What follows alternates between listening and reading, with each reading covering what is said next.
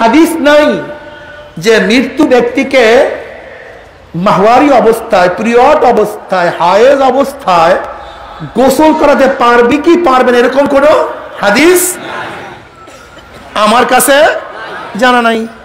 এখন কি অবস্থা? মুহাদ্দিস সাহেব তো বাস বলছে আমার কাছে জানা নেই, আমার কাছে বলে আমার কাছে হবে না, যাও মুফতি সাহেবের কাছে যাও, ওই মুফতি সাহেবের কাছে যাও, ফয়সালা সে দিবে। গেছে মুফতি সাহেবের কাছে, মুফতি সাহেব কি অবস্থা? মাসালা তো আসছে। কি মাসালা?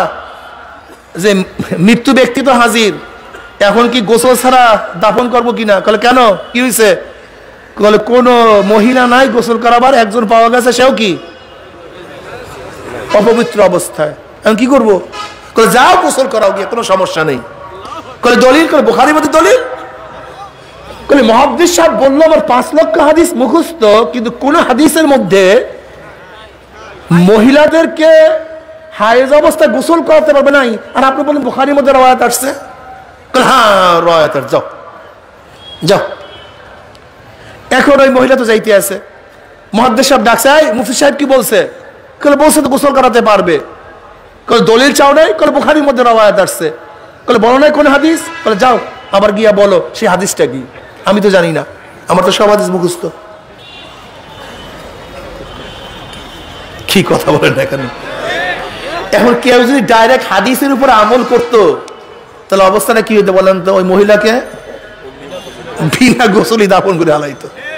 কেন? হাদিস নাই তো, হাদিস নাই, ভেজাল না? কি কথা বলেন না কেন? এবার মুফতি সাহেব বলতেছে, দেখো বুখারীর মধ্যে রওয়ায়াত আছে, জনাব মুহাম্মদ রাসূলুল্লাহ সাল্লাল্লাহু আলাইহি ওয়াসাল্লাম ইতিকাফ অবস্থায় আছেন মসজিদে নববীর মধ্যে। আর মসজিদে নববী আর সরদার দো আলম আলাইহিস সালাম হুজরা তো শুধু মাঝখানে পর্দা ছিল। কি ছিল? পর্দা ছিল। পর্দার এই পাশে নবীর হুজরা, এই পাশে মসজিদ।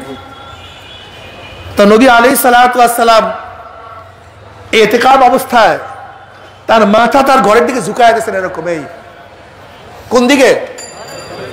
তার সের মোবারক ঘরের মধ্যে আর শরীর মসজিদের মধ্যে। আম্মা জান আয়েশা সিদ্দিকা রাদিয়াল্লাহু তাআলা তিনি সুন্দর মতো মাথা ধোয়া দিয়েছেন, সুন্দর মতো মাথা ধোয়া দিয়েছেন। আবার কি বলছো? আনা হায়েজুন, ওই অবস্থায় হায়েজ অবস্থায় ছিলাম। কি অবস্থায় ছিলাম? দেখেন আমার গার পশম দাঁড়ায় গেছে। একটা মাসালার দ্বারা কত হাজারো মাসালা হল হয়। আমার আম্মা জান এই হাদিস কেন বয়ান করবেন? দেখেন কেন বয়ান করছেন। আম্মা জান মাথা ধোয়া দিচ্ছেন আর বলছেন কি আমি তখন অপবিত্র অবস্থায় ছিলাম। এখন মুফতি সাহেব বলতেছে, যদি সরদার দো আলম আলাইহিস সালাতু ওয়াস সালামের শরীর মোবারক অপবিত্র অবস্থায় ধোয়া যায়, তাই মৃত্যু ব্যক্তির শরীরও অপবিত্র ধোয়া যাবে, তুমি গিয়ে দিও, ভালো যাও, সমস্যা নেই। সরদার দো আলম আলাইহিস সালাতু ওয়াস সালামের শির মোবারক যদি অপবিত্র অবস্থায় ধোয়া যায়, তো মহিলা কি? উনি কি? আমার নবীর সমস্ত শরীর তো পবিত্র, আমার নবীর ঘাম পবিত্র, আমার নবীর রক্ত পবিত্র, কথা ঠিক না? সেই নবীর শির মোবারক যদি অপবিত্র অবস্থায় ধোয়া যায়, ধরা যায়, তো ওই মৃত্যু ব্যক্তির শরীরও অপবিত্র অবস্থায় ধুইতে কোনো কি নাই? আচ্ছা বলেন তো, এখন যদি এখানে মুস্তানবিদ মুফতি সাহেব না থাকতো তাহলে আপনি কি করতেন আমাকে বলেন? ভাবা, আপনি ক্ষিপ্ত হন কেন? রাগ হন কেন? ইঞ্জিনিয়ার রাগ হবেন কেন? কেন রাগ হবেন আপনি? ডাক্তারকে ক্ষিপ্ত হবেন কেন? বরং তাদের কদম পুষি করা উচিত, পাও ধোয়া দেওয়া উচিত। এই বেচারারা আমাদেরকে পানির ব্যবস্থা করছে, গ্যাসের ব্যবস্থা করছে, তৈলের ব্যবস্থা করছে, ঔষধের ব্যবস্থা করছে। আজকে মুস্তাহিদরা আমাদেরকে হাজারো রাত্র উজাগার থেকে মাসআলার ব্যবস্থা করছে। তাদেরকে আমাদের শ্রদ্ধা করা উচিত ছিল, অথচ আমরা কতবার বেয়াকুব, আমরা তাদেরকে গালি দেই।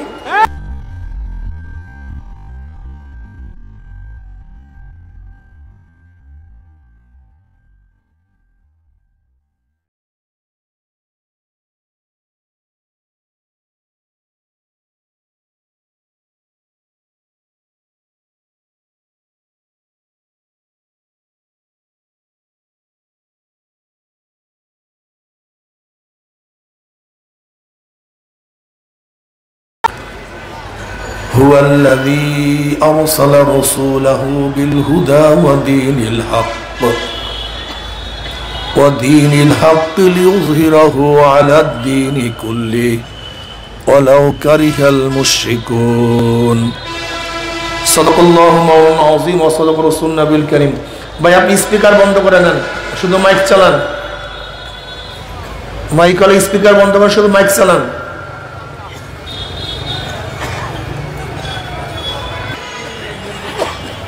আল্লাহ পাক রব্বুল আলামিন আপনাকে আমাকে এই ফিতনা ফাসাদের জমানায় যখন तमाम দুনিয়ার থেকে ইসলাম মুসলমানদেরকে মিটিয়ে দেওয়ার ষড়যন্ত্র চলতেছে तमाम দুনিয়ার মধ্যে ইসলাম মুসলমান থাকবে কি থাকবে না এই প্রশ্নের সৃষ্টি হয়েছে যে জমানায় মানুষ নেকের কাজ ছাড়তেছে গুনার কাজ ধরতেছে শুধু গুনার কাজ ধরেই না বরং গুনার কাজে প্রতিযোগিতা শুরু করছে কে কার আগে জাহান্নামে যাবে সবাই বলি নাউযু বিল্লাহ যে জমানায় মানুষ নেকের কাজে আশ্চর্য হয় গুনার কাজে স্বাভাবিক থাকে যে জমানায় মুসলমান ইসলামকে পছন্দ করে না বরং নামধারী মুসলমান ইসলামের সবচেয়ে বড় দুশমন হয়ে গেছে সেই মুহূর্তে আল্লাহ পাক রব্বুল আলামিন আপনাকে আমাকে কোরআন ও হাদিসের মজলিস আলেম উলামা মুমিন মুত্তাকিন জাকিরিন শাকিরিনদের এই গুরুত্বপূর্ণ এক দামি মজলিসে আসার বসার বলার শোনার তৌফিক আল্লাহ পাক দান করছেন এর জন্য শুকরিয়া তান সবাই বলে আলহামদুলিল্লাহ এই মজলিস অনেক গুরুত্বপূর্ণ অনেক দামি আমি এই মজলিসকে ধুলাই কারখানা বলি ধুলাই কারখানা যখন জামা কাপড় দেওয়া হয় জামা কাপড়গুলি ময়লা থাকে কারখানা যখন ফেরত দেয় পরিষ্কার ময়লার কোনো ছাপ থাকে না ঠিক এখানে যখন ঢুকছিলাম আমলনামায় গুনার বহুত ময়লা ছিল আল্লাহ পাক কবুল করলে মজলিস থেকে বের হয়ে যাবে গুনাহ সব সাফ হয়ে যাবে কি সুবহানাল্লাহ পড়বেন না সবাই এখনো সবাই পড়েন নাই তো সুবহানাল্লাহ একবার সুবহানাল্লাহ পড়বেন আমলনামায় 1000 নেকি লেখা হয়ে যাবে শুধু কি তাই 1000 নেকি ঢুকবে 1000 গুনাহ বের হয়ে যাবে অন্য রওয়ায়াতের মধ্যে আছে সুবহানাল্লাহ মিজানের অর্ধেক নেকি পূর্ণ করে দেয় وعن أبي هريرة رضي الله تعالى عنه قال قال رسول الله صلى الله عليه وسلم পড়েন না সাল্লাল্লাহু আলাইহি আমার নবীর উপরে একবার দুরূদ পড়বেন মাওলা পাক 10টা রহমত নাযিল করবে قال قال رسول الله صلى الله عليه মজা নবীর উপরে দরুদ পড়লেও মজা লাগে কলিজার মধ্যে আরাম লাগে ঠিক না মুহাদ্দিসিনে কেরাম দামি মুহাদ্দিসিনে গণ সবচেয়ে কেন তার দামি হওয়ার অনেকগুলি কারণের মধ্যে একটা কারণ হলো তারা বেশি বেশি দুরূদ পড়ে লাইনে লাইনে ক্বালা ক্বালা রাসূলুল্লাহি ক্বালা ক্বালা রাসূলুল্লাহি ক্বালা ক্বালা রাসূলুল্লাহি সাল্লাল্লাহু এই লাইনে লাইনে শুধু সাল্লাল্লাহু আলাইহি ওয়াসাল্লাম এজন্য তার দামি হয়ে গেছে তা আমরাও যদি বেশি বেশি দুরূদ পড়ি আমরাও কি হয়ে যাব দামি হয়ে যাব ওয়া নবী রাদিয়াল্লাহু তাআলা قال قال رسول الله صلى الله عليه وسلم كلمتان حبيبتان الى الرحمن خفيفتان على اللسان ثقيلتان في الميزان سبحان الله وبحمده سبحان الله العظيم বুখারীর শেষ হাদিস সরদার দো আলম আলাইহিস সালাতু ওয়াস সালাম ফরমান দুইটা কালেমা আল্লাহর কাছে খুবই প্রিয় জবানে খুবই হালকা মিজানে খুবই ভারী সুবহানাল্লাহ ওয়া বিহামদিহি সুবহানাল্লাহ সুবহানাল্লাহ আলহামদুলিল্লাহ হাবিবাতানে আই মাহবুবাতানে ইলা রহমান অর্থাৎ ইন্না কাইলুহা মাহবুবুন লিল্লাহি তাআলা। এই কালেমা দুইটা যারা পড়বে তারা আল্লাহর কাছে প্রিয় হয়ে যাবে। কাজে বেশি বেশি সুবহানাল্লাহ আলহামদুলিল্লাহ পড়তে হবে, ঠিক না ভাই? এই মাজলিস ধোলাই কারখানা, যখন ধোলাই কারখানা জামা কাপড় দেওয়া হয়, জামা কাপড়গুলি ময়লা থাকে, কারখানা যখন ফেরত দেয় পরিষ্কার, ময়লার কোনো ছাপ থাকে না। ঠিক এখানে যখন ঢুকছিলাম আমল নামায় গুনার বহুত ময়লা ছিল, আল্লাহ পাক কবুল করলে মাজলিস থেকে বের হয়ে যাবে, গুনাহ সব সাফ হয়ে যাবে। আরে ভাই বক্তব্য আমার না, বুখারী শরীফের মধ্যে দীর্ঘ রওয়ায়াত আছে, আল্লাহ পাক রব্বুল আলামিন এই জিকিরের মাজলিসকে কেন্দ্র করে ফেরেশতাদের সাথে বিভিন্ন প্রশ্ন এবং জবাব দেওয়ার পরে সিদ্ধান্ত দেন, উশহিদুকুম আন্নী কদ গফারতু লাহুম। ফেরেশতারা সাক্ষী, তা গোটা মাজলিসের বান্দাদের গুনাহ খাতা সব মাফ করে দিয়েছে। ইয়াকুলুল মালাকু মিনাল মালাইকাতি ফীহিম ফুলানুন লাইসা মিনহুম ইন্নামা জাআ লিহাজাতান ইয়াকুলুল্লাহু আযজা ওয়া জাল্লা হুমুল জুলাসাউ লা ইয়াশকা জালিসুহুম, রাহুল বুখারী। এই মাজলিস অনেক গুরুত্বপূর্ণ, অনেক দামি। সংক্ষিপ্ত সময় আলোচনা করব, ব্যাপক সময় আলোচনা করার সময় নেই, এলেমও নেই। আলোচনা সংক্ষিপ্ত হবে খুব খেয়ালের সাথে। আমার তন ও মন, আমার শরীর এবং মন একই জায়গায় রেখে বয়ান শুনতে হবে, ঠিক না ভাই? কথাগুলি যে শরিয়াত সম্মত হয়, কি সম্মত? গ্রহণ করব। কি করব? আর শরিয়াতের খেলাফ উল্টা পাল্টা হলে প্রত্যাখ্যান করব, মানব না। লা তুআতা লিমাখলুকিন ফি মাসিয়াতিল খালিক। গুনার উপরে মুমিন কাউর কথা মানতে পারে না, যদিও সেই গুনার আদেশ বাবা করুক না কেন, মা করুক না কেন, স্ত্রী করুক না কেন, স্বামী করুক না কেন, লিডার করুক না কেন, দল করুক না কেন, নেতা করুক না কেন, পীর করুক না কেন, যদি আদেশ গুনার হয় আমি মুমিন হিসাবে মানতে পারি না। কিন্তু আদেশ যদি শরিয়াতের হয়, সুম্মা জাআলনাকা আলা শারিয়াতিন মিনাল আমর ফাত্তাবিহা ওয়ালা তাত্তাবিহু ওয়াল্লাযীনা লা ইয়ালামুন। শরিয়াতের উপর অবশ্যই আমল করতে হবে। কাজে আল্লাহ পাক আমাদের সবাইকে শরিয়াতের উপর আমল করার তৌফিক দান করেন। হুয়াল্লাযী আরসালা রাসূলাহু বিল হুদা ওয়া দীনিল হক লিইয়ুযহিরাহু আলা দ্বীনি কুল্লি ওয়ালাউ কারিহাল মুশরিকুন। ওই সত্তা যিনি প্রেরণ করেছেন তার রাসূলকে সত্য দিন নিয়ে, হেদায়েতের সাথে, কেন? যেন তার দিন সমস্ত দিনের উপরে বিজয় অর্জন করতে পারে। সহজ কথা না? হুয়াল্লাযী হুয়াল ওয়াজিবুল ওজুদ। আল্লাহ কে? হুয়াল ওয়াজিবুল ওজুদ, যিনি সব সময় অস্তিত্বের মধ্যে আছেন, সমস্ত সিফাতে কামালাই নিয়া, পরিপূর্ণ সিফাত নিয়া তিনি তার অস্তিত্বের মধ্যে আছেন।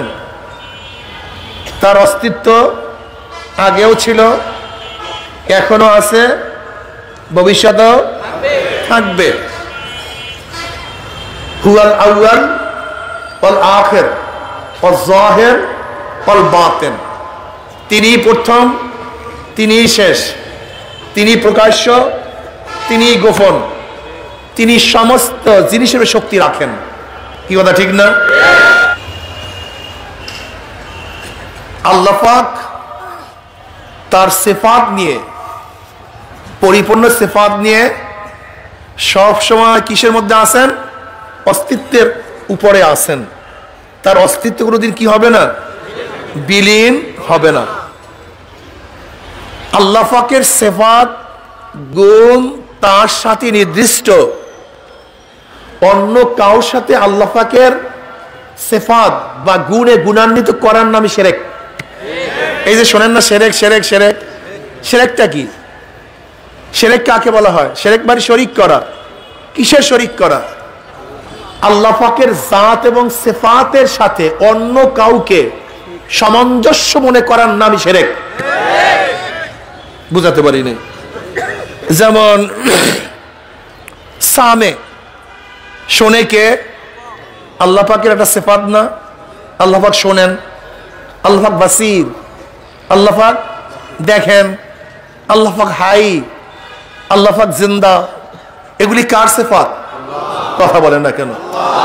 এগুলি আল্লাহ পাকের সিফাত না? তাই প্রশ্ন করতে পারেন, হুজুর আমিও তো দেখি, আমিও তো শুনি, আমিও তো জিন্দা। তা আপনি এইমাত্র বললেন আল্লাহ পাকের গুণের সাথে কাউকে গুণান্বিত করাই তো শিরক।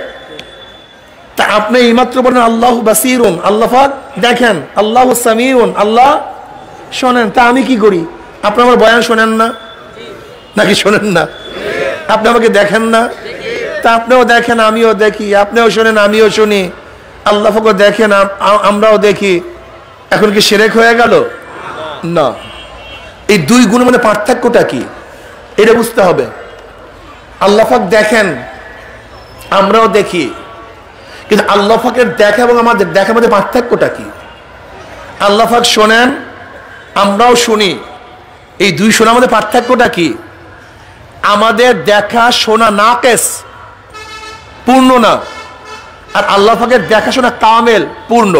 যেমন যেমন আমরা একসময় দেখি নাই, এখন দেখি। আল্লাহ পাক আগেও দেখেন, এখনো দেখেন। আমরা চক্ষু বন্ধ করে দেখি না, আল্লাহ পাক সব সময় দেখেন। আমরা কাছের জিনিস দেখি, আল্লাহ পাক কাছের দূরের সবকিছুই দেখেন। আমরা আলোতে দেখি, অন্ধকারে দেখি না, আল্লাহ পাক অন্ধকারেও দেখেন, আলোতেও দেখেন। তা তার সিফাত গুণটা পূর্ণ, আমাদের গুণটা অপূর্ণ। আমরাও দেখি, আল্লাহ পাক দেখেন, কিন্তু দুই দেখার মধ্যে পার্থক্য আছে কি নাই? আমরাও শুনি, আল্লাহ পাকও শোনেন। আমরা কাছের জিনিস শুনি, কাছের আওয়াজ শুনি, দূরের আওয়াজ আল্লাহ পাক দূরেরটাও শুনেন, কাছেরটাও শুনেন, আস্তেও শুনেন, জোরেও শুনেন। আল্লাহ পাক কেমন শুনেন, কেমন দেখেন?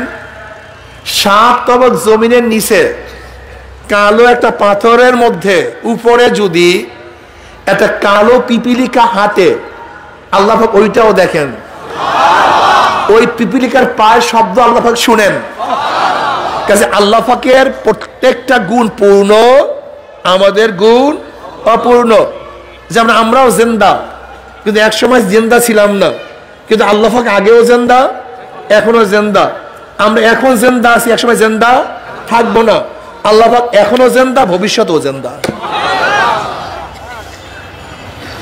আল্লাহ পাকের যে গুণ আছে, এই গুণের সাথে কাউকে গুণান্বিত করা যাবে না। যেমন হেদায়েতের মালিককে জোরে বলেন, না অন্য কেউ? একমাত্র যদি মনে করি এই হেদায়েতের গুণ অন্য কার মধ্যে আছে, এর নাম শিরক। তা বলতে পারেন হুজুর হেদায়েতের গুণ তো আপনাদের মধ্যে না, এখানে আসছি কেন? এখানে আইসা ফায়দাটা কি? কথাটা বুঝাতে পারিনি। হেদায়েতের মালিককে আল্লাহ পাক হেদায়েত ঘরেই দিয়া দিতে পারেন, এখানে হেদায়েত না আসবো কেন? প্রশ্ন আসি কে নাই? এই প্রশ্নের জবাবটা কি? এই প্রশ্নের জবাব আর একটা প্রশ্ন করলে আপনাদের জন্য সহজ হয়ে যাবে। রাজ্জাক কে? রাজ্জাক বুঝেন নাই? খাওয়ায় কে? বিশ্বাস করেন তো? রাজ্জাক। ব্যবসা করলেন কেন? কৃষি কাজ করলেন কেন? চাকরি করলেন কেন? কথা বলেন না, জবাব দেয় না কেন? কৃষি করলেন কেন? রাজ্জাক। বিশ্বাস করেন নাই? তা কৃষি কাজ করলেন কেন?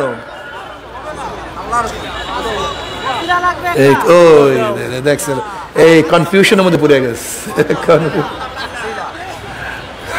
আচ্ছা আরো সহজ বুঝেন, সুস্থ করে কে? ঔষধ খাইলেন কেন? ডাক্তারের কাছে গেলেন কেন? তাই মাত্র তো বললেন সুস্থ করে আল্লাহ। ডাক্তারের কাছে গেছেন কেন? ঔষধ খাইলেন কেন? কৃষিকাজ করলেন কেন? দোকান খুললেন কেন? ব্যবসা করলেন কেন? চাকরি করলেন কেন? ওই যেই কারণে চাকরি করি, যেই কারণে ঔষধ খাই, ওই কারণে এখানে আসছি। হেদায়েতের মালিক কে?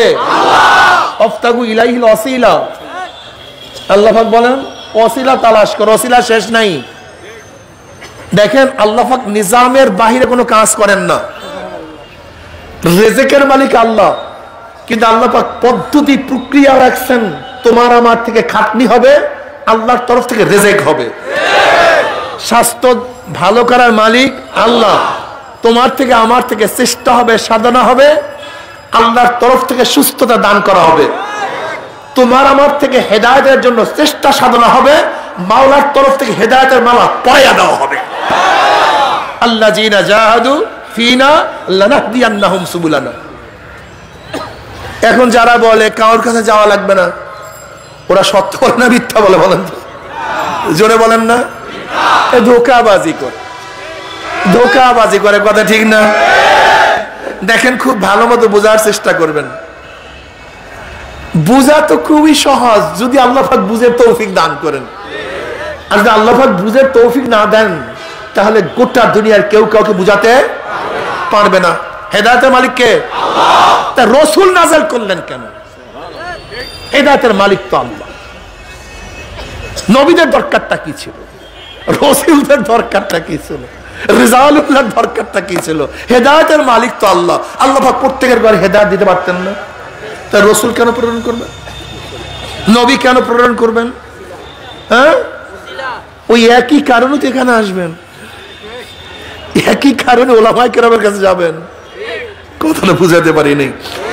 কেন ওলামায়ে কেরামের কাছে আসবেন? মুস্তাহিদের প্রয়োজনটা কি? নবী আলাইহিস সালাতু ওয়াস সালামের স্পেশালিটি আছে। কি আছে ভাই?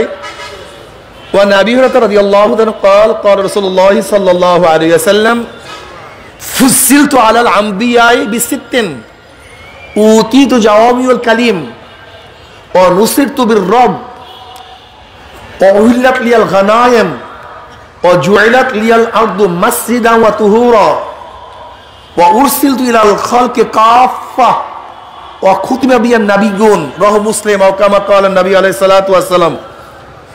এই হাদিস খানা যদি বুঝতে পারেন তাহলে হাজারো মাসালা হল হয়ে যাবে ইনশাআল্লাহ, লক্ষ মাসালা হল হয়ে যাবে। মুসলিম শরীফের হাদিস, নবী আলাইহিস সালাতু ওয়াস সালাম ফরমান ফুজিলতু আলাল আম্বিয়াই বিসিত্তিন।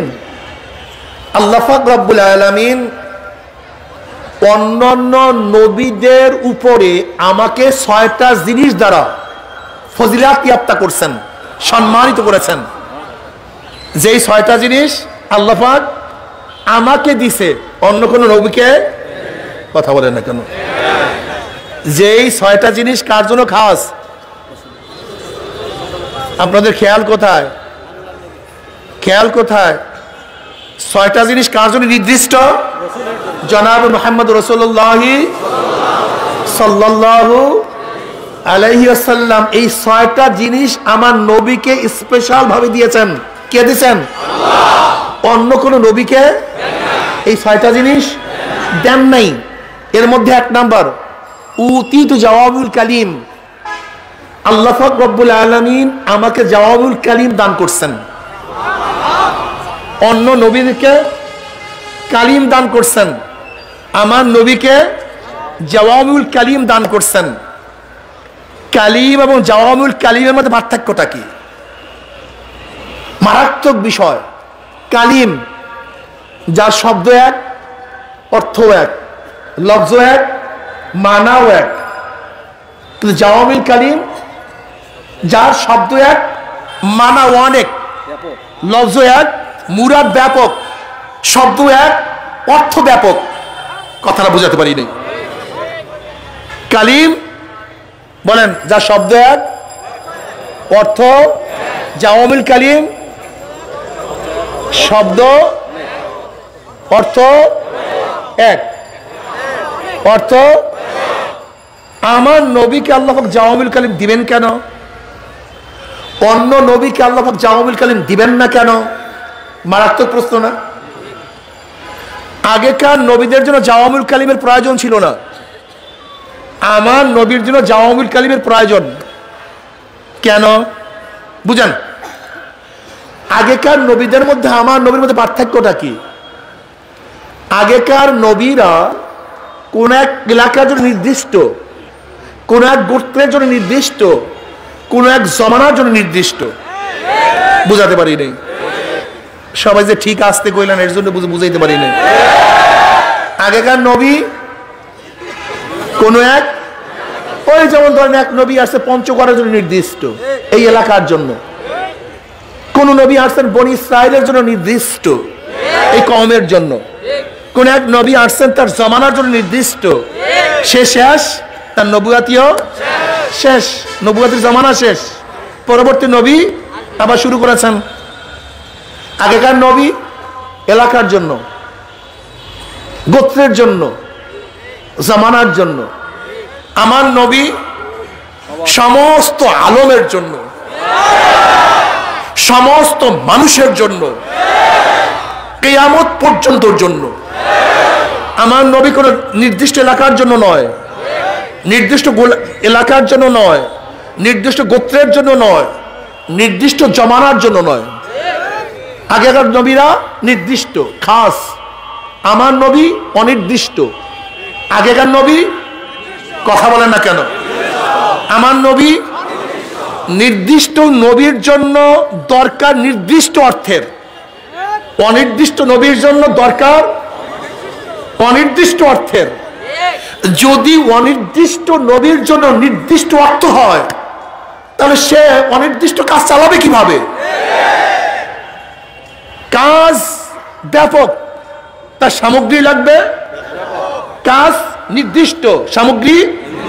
তা আমার নবীর কাজ যেহেতু ব্যাপক, গোটা আলম ব্যাপী, আলম গোটা দুনিয়া ব্যাপী, গোটা কম ব্যাপী, কালো সাদা, ইংরেজ গায়রে ইংরেজ, আরব গায়রা আরব, হিন্দু মুশরিক খ্রিস্টান বৌদ্ধ, সবার জন্য আমার নবী আসছেন। সৈয়দ চৌধুরী তালুকদার সবার জন্য, বাংলাদেশ আমেরিকা ইংল্যান্ড সবার জন্য। আমার নবীর জমানার জন্য আমার নবী, তার পরবর্তী জমানার জন্য আমার নবী, কিয়ামত পর্যন্ত আমার নবী। যেহেতু আমার নবী অনির্দিষ্ট, তার অর্থের প্রয়োজন অনির্দিষ্ট। আগের নবী নির্দিষ্ট, তার অর্থের প্রয়োজন নির্দিষ্ট। বুঝাতে পারিনি? এই মাসালার আগে বুঝেন, তাহলে হাজারো মাসালা হল হয়ে যাবে। তাই আমি আগেই বলছি, আগেকার নবীদেরকে দেওয়া হয়েছে নির্দিষ্ট অর্থ, নির্দিষ্ট লফজ। আমার নবীকে দেওয়া হয়েছে অনির্দিষ্ট অর্থ, যার কোনো শেষ নাই, সীমা নাই। এর কারণটা কি? বলতে পারেন হুজুর সমস্ত কিছুই তো নবী আলাইহিস সালাতু ওয়াস সালামকে ওপেন করে দিতে পারতেন, কিন্তু দেন নাই কেন? অল্প জিনিসের মধ্যে ব্যাপক মানা রাখার কারণটা কি? দেখেন, কোরআনের আয়াত কম বেশি ৬,৬০০ আশেপাশে, বেশি বা কম, ঠিক না? আহাদিস কেউ কেউ বলেন মুতুনি হাদিস, হাদিসের ইবারত সনদ না, ইবারত কেউ কেউ বলেন ৪,০০০, কেউ কেউ বলেন ১০,০০০, কেউ বলেন ৫০,০০০। তাই নুসুস, নস, যার মাধ্যমে মাসআলা হল করা হয়, মাসআলা ইস্তেনবাত করা হয়, তার সংখ্যা তো নির্দিষ্ট, ঠিক না? ৫০,০০০ আর ৬,৬০০ বা যাই হোক না কেন, তাতে কত হয়? ৫৬,০০০ কম বেশি, ঠিক না? ৫৬,০০০ কম বেশি ধরে নেন। তো এইটা কি নির্দিষ্ট কি অনির্দিষ্ট? কি সংখ্যা তো নির্দিষ্ট হয় ভাই, সংখ্যা তো অনির্দিষ্ট হয় না। তা নস নির্দিষ্ট না অনির্দিষ্ট? কোরআন ও হাদিস নির্দিষ্ট না অনির্দিষ্ট? কিন্তু নবীর প্রয়োজন ছিল কি? কিন্তু কোরআন ও হাদিস, এর জন্য আল্লাহ পাক নির্দিষ্ট নসের মধ্যে অনির্দিষ্ট অর্থ রাখিয়া দিয়েছেন।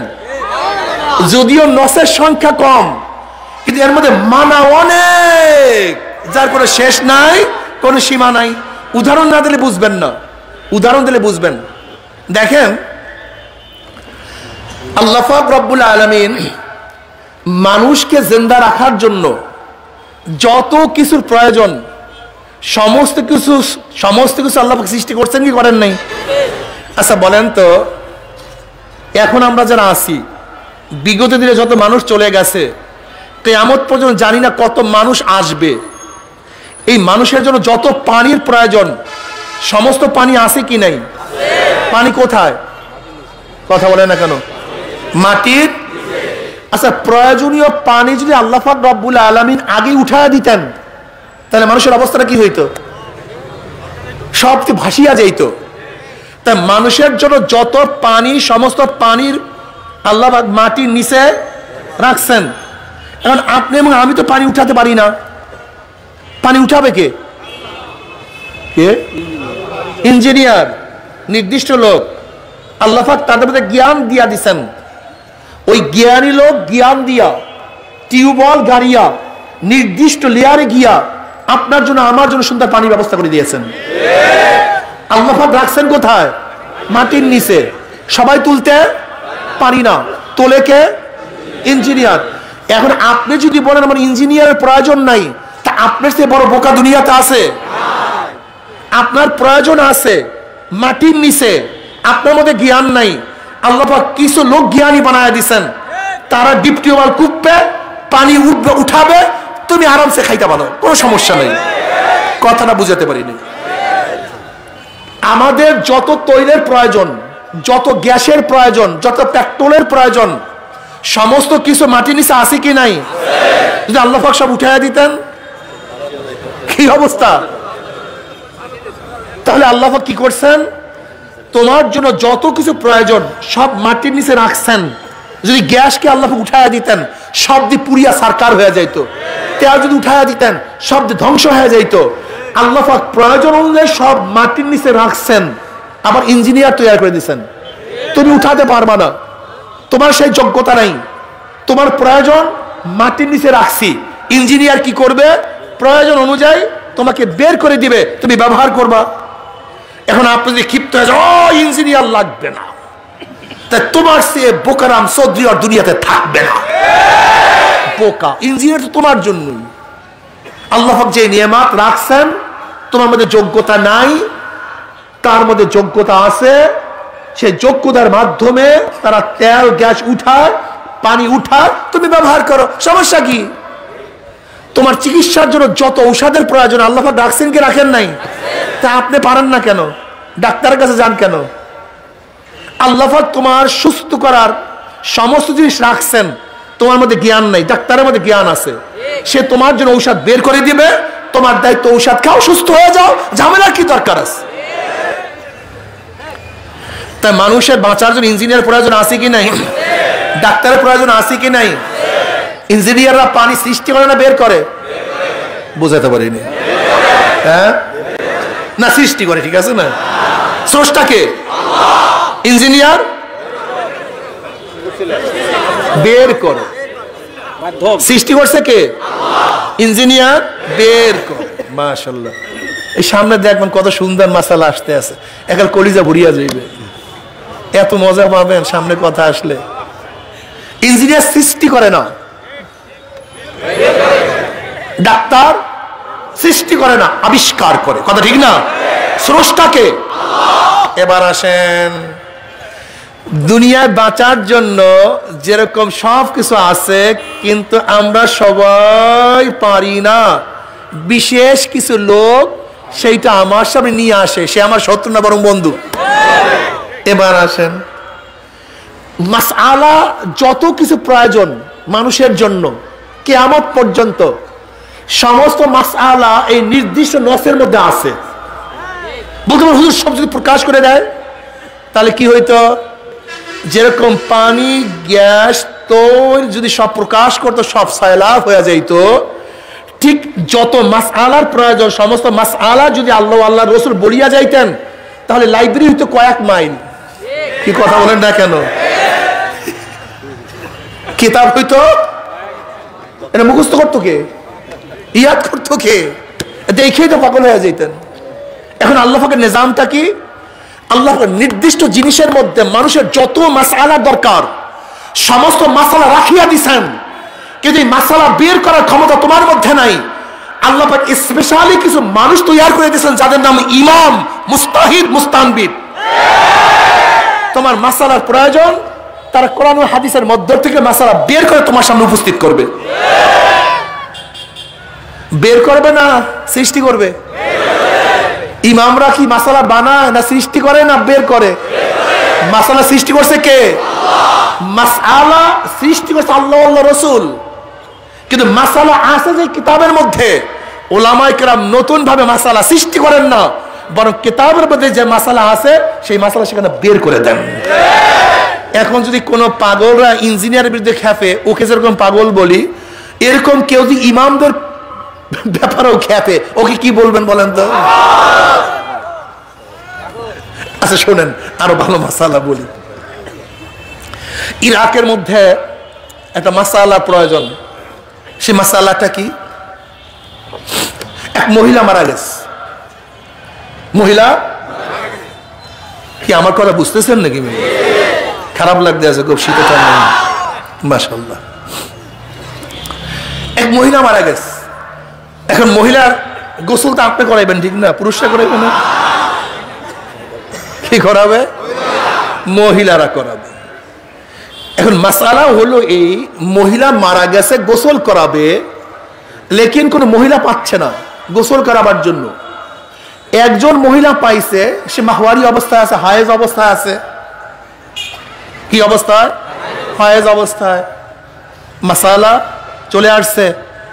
মহিলা বলতেছে আমার গোসল করাতে আপত্তি নাই, কিন্তু আমি তো নাপাক অবস্থায় আছি, আমি তো পিরিয়ড অবস্থায় আছি। এখন এই পিরিয়ড অবস্থায়, হায়েজ অবস্থায়, মাহওয়ারি অবস্থায় আমি গোসল করাতে পারবো কি পারবো না, সেই মাসালা আগে দাও, তারপর গোসল করাই। কি কথা বলে না কেন? আগে সেই মাসালা দাও, তারপরে। এখন সে বলতেছে যাও মুহাদ্দিস সাহেবের কাছে যাও, মুহাদ্দিস সাহেবের কাছে যাও। মুহাদ্দিস সাহেবের কাছে গেছে। মুহাদ্দিস সাহেবের 5 লক্ষ হাদিস মুখস্থ। কয় লক্ষ? আবার প্রশ্ন তুলিয়েন না, হুজুর একটু আগে বললেন মোট হাদিসের মুতুনের সংখ্যা 50,000, আবার বলেন 5 লক্ষ হাদিস মুখস্থ। বাবা দেখেন, সনদকেও হাদিস বলা হয়, কথা ঠিক না? এই যে 1 লক্ষ, 10 লক্ষ, যেমন ইয়াহিয়া মুঈন রাহমাতুল্লাহ আলাইহি হাদিস মুখস্থ কত? 10 লক্ষ। এই 10 লক্ষ হাদিস কি মুতুনে হাদিস না সনদে হাদিস? হাদিসের সনদ মুখস্থ ছিল, কথা ঠিক না? যেমন মুজার হাদিস কয়টা? 70টা। আসলে মুজার হাদিস তো একটাই, 70 জন রাবি এই হাদিস বয়ান করছেন, হাদিস হয়ে গেছে কত? 70। অথচ হাদিস কয়টা? মোট একটা। ভালো তো, আপনারা আমার থেকে ভালো বুঝেন। এখন বলে আমার তো 5 লক্ষ হাদিস মুখস্থ, লেকিন খুব ভালো মতো বুঝবেন, লেকিন হায়েজ অবস্থায় মৃত্যু ব্যক্তিকে গোসল করাতে পারবে কি পারবে না, এরকম কোন হাদিস তো আমার কাছে নেই। কি কথা বলেন না কেন? নবীর হাদিসের মধ্যে কোন জায়গায় এই বাবা রাগ করছেন নাকি? রাগ করবেন? শোনেন, যদি আপনি ইস্তিহাদ, ইস্তিনবাতকে পছন্দ নাই করেন, আপনি চলবেন কিভাবে? আচ্ছা আমাকে বলেন তো বাবা, আমরা 2 তলা মসজিদে নামাজ পড়ি না? 3 তলায়? আচ্ছা নবীর জমানায় 2 তলা মসজিদ ছিল? এখন কেউ যদি প্রশ্ন করে 2 তলা মসজিদে নামাজ জায়েজ কি জায়েজ না, হাদিস দ্বারা তুমি আমাকে দলিল দাও, কি করবা বলো তো? আমাকে বলো বাবা, রাগ করিও না, রাগের জমিতে ফসল হয় না। এখন তোয়াফ করে, আপনারা কি অনেকে হজে গেছেন না? তোয়াফ করে কোথায়? 2 তলায়, 3 তলায়, 4 তলায়, 5 তলায়। এখন আপনাকে যে প্রশ্ন করি যে 5 তলায়, 2 তলায় তোয়াফ করা জায়েজ কি জায়েজ না, একটা হাদিস দেখাও, পারবেন? আচ্ছা, এখন জামারাতের মধ্যে পাথর মারে কয় তলায়? 3 তলায়, 5 তলায়, 6 তলায়। এখন কেউ যদি প্রশ্ন করে জামারাতের মধ্যে পাথর এত উপর থেকে মারতে পারবো কি পারবো না, হাদিস দেখাও, কি করবেন আমাকে বলেন? এবার আসুন, ট্যাঙ্কি মসজিদের উপরে টেপ লাগাইছেন নিচে, এখন কেউ যদি প্রশ্ন করে ট্যাঙ্কি উপরে তার সাথে পাইপ লাগাইয়া টিপের মধ্যে উজু করা জায়েজ কি জায়েজ না, হাদিস দেখাও। কি করবেন আমাকে বলেন তো বাবা, রাগ করছেন নাকি? হ্যাঁ, রাগ করিয়েন না। যদি কেউ বলে প্লেনের উপর নামাজ পড়া জায়েজ কি জায়েজ না, মাসালা দেখাও, কি বলবেন আপনি আমাকে? বাবা রাগ করিও না। দেখো আমরা বুঝি না, ইহুদি এবং খ্রিস্টানদের মূল টার্গেট হলো এই যে মানুষদেরকে আলেম থেকে বিচ্ছিন্ন করে দাও। কারণ কি জানো?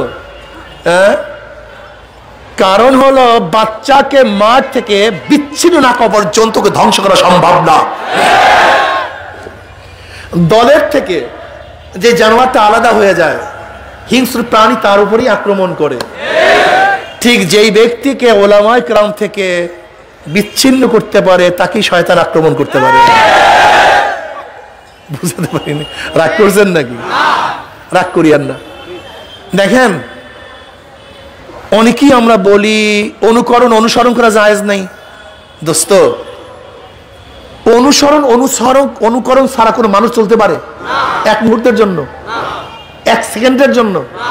এইটা যে আসমান আপনি পড়ছেন না কার অনুসরণ আপনি বলছেন? এই যে সূর্য চিনলেন কিভাবে? এইটা যে চন্দ্র জানলেন কিভাবে? আরে ভাই আপনার মা যিনি মা, এটা আপনি জানছেন কিভাবে? এটা আপনার বাবা, আপনি জানলেন কিভাবে? এটা আলিফ, এইটা কোরআন, এইটা বুখারী জানলেন কিভাবে? এইটা কিবলা জানলেন কিভাবে? এইটা গরু, এইটা ছাগল জানলেন কিভাবে? আজীব মানুষ আপনি। আপনার মাথার মধ্যে গিলু নেই বাবা। এইটা যে মাথা, এইটা চক্ষু, এইটা নাক, এইটা হাত, এইটা আঙ্গুল, আপনি কি কোনো কিতাব পড়া শিখছেন? কিভাবে শিখছেন? তারপর তো জায়েজ মনে করেন অনুসরণকে। আচ্ছা বলেন তো, আপনাকে প্রশ্ন করতে চাই, আপনি জীবনভর কিতাব পড়বেন কিন্তু কার অনুসরণ ব্যতীত সূরা ফাতিহা শিখতে পারবেন? তারপর তো অনুসরণকে জায়েজ মনে করেন না। এখন হবেটা কি আমাকে বলেন? আগে নিজের কাছে প্রশ্ন করেন, কিতাব পড়বেন জীবনভর কিন্তু সূরা ফাতিহা শিখতে পারবেন কিনা? তারপর তো অনুসরণকে জায়েজ মনে করেন না। এগুলি ঠিক না, এগুলি ঠিক না। কিয়ামত পর্যন্ত যত মাসআলা আসবে, আলাতে জাদিদা, ইন্টারনেট ব্যবহার করতে পারবেন কি পারবেন না, মোবাইল ফোন ব্যবহার করতে পারবেন কি পারবেন না, মাইক চালাতে পারবেন কি পারবেন না, বর্তমান দুই অ্যাসেম্বলি কি হবে, অর্থনীতির অবস্থাটা কি হবে, আন্তর্জাতিক এখন যে ট্রানজাকশন হইতেছে, এখন যে লেনদেন হইতেছে, এই লেনদেন করা জায়েজ কি জায়েজ না, এত সহজ মনে করছেন ইসলাম? এত সহজ? হ্যাঁ, আপনি ভাবছেন এই নামাজের দুই একটা মাসালা ইসলাম? রফরি আদান করা, ইমামের পিছনে কেরাত পড়া, জোরে আমিন পড়ার নাম ইসলাম? হ্যাঁ, বেচা বিক্রি কিভাবে করবেন, বর্তমান ব্যাংকিং সিস্টেম কি করবেন, আন্তর্জাতিক সমস্যা আপনি কিভাবে সমাধান করবেন, বর্তমান বিচার কার্য কিভাবে পরিচালনা করবেন, আপনি ইস্তেহাদ যদি না করেন এর করবেন কিভাবে? আমাকে বলেন না বাবা, আমাকে বলেন। আরে তুমি ভাবছো যে কয়েকটা মাসালা মধ্যে ইসলাম? ইসলাম তো জন্মের পর থেকে মৃত্যুর আগ পর্যন্ত সংসদের যত সমস্যা কে দিবে? কথা বলে না কেন? হাইকোর্টের যত সমস্যার সমাধান কে দিবে? বন বিভাগের যত সমস্যা সমাধান কে দিবে? পানি বিভাগের যত সমস্যার সমাধান কে দিবে? প্রতিরক্ষা মন্ত্রণালয়ের যত সমস্যার সমাধান কে দিবে? পুলিশ ডিপার্টমেন্টের সমস্ত সমস্যার সমাধান কে দিবে? র্যাব ডিপার্টমেন্টের সমস্ত সমস্যার সমাধান কে দিবে? ডিসি বিভাগের সমস্ত সমস্যার সমাধান কে দিবে? ডাক্তারি বিভাগের সমস্ত সমস্যার সমাধান কে দিবে? তো ইস্তেহাদ ছাড়া তুমি ইসলামের সমাধান দিবা কিভাবে? তোমার মাথার মধ্যে ঘিলি টুলা আছে কিছু? হ্যাঁ, দেখো খ্রিস্টানরা কি বলে, খ্রিস্টানরা বলে, ইহুদিরা বলে, এবং বড় বড় পণ্ডিতরা বলে ইসলাম কোনদিন ধ্বংস হবে না। কেন হবে না? কেন কেন হবে না? তাদের মধ্যে ইস্তেহাদ আছে। কি আছে? এই ইস্তেহাদ নামীয় একটা জিনিস থাকার কারণে ইসলাম কোনদিন থমকে যাবে না, ইসলাম কোনদিন ধ্বংস হবে না, ইসলাম চলতে থাকবে। কেন? যখনই যে সমস্যা আসবে যদি কোরআন ও হাদিসের মধ্যে না থাকে, অমনি উলামায়ে কেরাম ইস্তেহাদ করিয়া বের করে দিবে। হাদিস থেকে এক বর্ণনায়, হাদিস কিসের থেকে? হাদিস মানে কি? নয়া। হাদিসকে হাদিস কেন বলা হয়? কারণটা কি? কিয়ামত পর্যন্ত যত নতুন সমস্যা আসবে সমস্ত নতুন সমস্যার সমাধান এই হাদিস করিয়া দিবে। এজন্য হাদিসকে হাদিস বলা হয়। আর তুমি সেটাকে কি বানাইছো? বাবা রাগ করিও না, ঝগড়া করিও না, ঝগড়া ভালো না। শুধু একটা প্রশ্ন করতে চাই, শুধু একটা প্রশ্ন। তোমরা যে বলো যে কারোর সাথে কারোর অনুসরণ করা যাবে না, তুমি যে কথা বলছো তুমি খোদ কি কারো অনুসরণ করো কি করো না? হ্যাঁ, আরে মানুষ এত বোকা, এত বোকা মানুষ কিভাবে হয় আমাকে বলেন তো? আমি তো বুঝতেই পারি না এত বোকা হয় কিভাবে। বলতে পারবো সবার জন্য ইমাম বুখারী, ইমাম মুসলিম, ইমাম আবু হানিফার ইমামকে প্রশ্ন করতে পারো, প্রশ্ন আছে কি নাই? শোনো, একটা সহজ জব। এই বনের মধ্যে বাঘ, এখানে একটা খাল, ছোট্ট একটা বাঁশ দেয়া, সাঁকু দেয়া, বাঘ আসতেছে। এখানে আমরা অনেক মানুষ আছি, কেউ বুড়া, পূজা আছে একেবারে বুড়া মানুষ, কেউ ধরা ছাড়া হাঁটতে পারে না, কেউ আছে জুয়ান। যারা জুয়ান মানুষ তারা ধাম ধাম কইরা সাঁকু পাড়ায় চলে গেছে। কি কথা বলেন না কেন? বুড়া মানুষ এখন যদি কোনো জুয়ান বলে মিয়া ফাজিল আমি পার হয়ে আসছি আপনারা আসতে পারবেন না কেন? খবরদার, ধরনের ব্যবহার করতে পারবেন না, কোন মানুষের সাহায্য নিতে পারবেন না, পার হয়ে আসেন, আমি আসছি দেখেন না। এখন তোমার এই যুক্তির উদ্দেশ্য কি বলতো? হ্যাঁ, তা কেউ পার হয়ে যায় নাই, তা উনি যে পারে না কি নাই যে পার হয়েছে? যদি তোমার সামর্থ্য থাকে তোমার ইমামের দরকার নাই, আর যদি সামর্থ্য না থাকে ইমামের দরকার আছে। সহজ কথা। আর যদি সামর্থ্য না থাকিয়াও বলে ইমাম লাগবে না, উদ্দেশ্য কি? ওই বাগে খাওয়ানো। ঠিক তোমার সমর্থন না থাকি যদি ইমাম লাগবে না, তোমার উদ্দেশ্য কি? শয়তানের গোলাম বানানো। তুই বোঝো না কারবার? আরে বোকা, সবার জন্য এক মাসালা। হ্যাঁ, আমি তো আউযুবিল্লাহ পারি না, বিসমিল্লাহ পারি না। যাই হোক, এই হাদিসের মধ্যে শেষ হলো অখুতমে বিন নাবিগুন, আল্লাহ পাক রব্বুল আলামিন আমাকে আমার মাধ্যমে নবুয়তির দরজা শেষ করে দিয়েছেন। এরপর আর নবুয়তির কি নাই? দরজা নাই। যদি কেউ মনে করেন আমার নবী নবী শেষ না, সে বেঈমান। আমার নবীর দুইটা গুণ। কয়টা গুণ? আমার নবী নবী এবং শেষ নবী। নবী ঈসা নবী, লেকিন শেষ নবী না। নবী মুসা নবী, কিন্তু নবী ইব্রাহিম নবী, কিন্তু কথা বুঝাতে পারি নাই।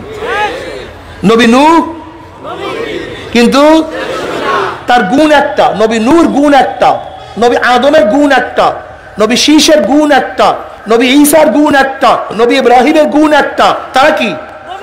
লেকিন কিন্তু আমার নবীর গুণ দুইটা। আমার নবী নবী এবং শেষ নবী।